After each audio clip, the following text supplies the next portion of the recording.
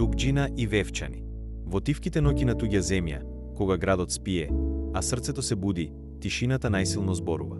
И секој звук што не е од мојата земја ме потсетува на она што го нема. На она што е дома. Секоја улица тука е убава, уредена, но празна. Нема мирис на кал и дим од дрва. Нема насмеани старци пред порти, ни звекет од чешмите кај извор. Нема кавал, нема зурла, нема песна.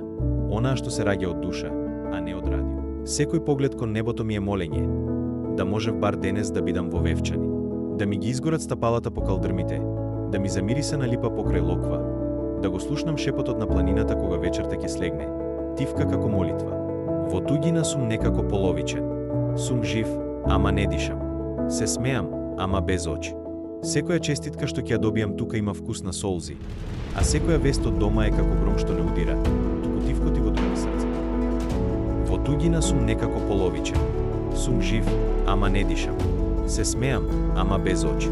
Секоја честитка што ќе ја добијам тука има вкус на солзи, а секоја вест од дома е како гром што не удира, туку тивко ти го дроби срцето.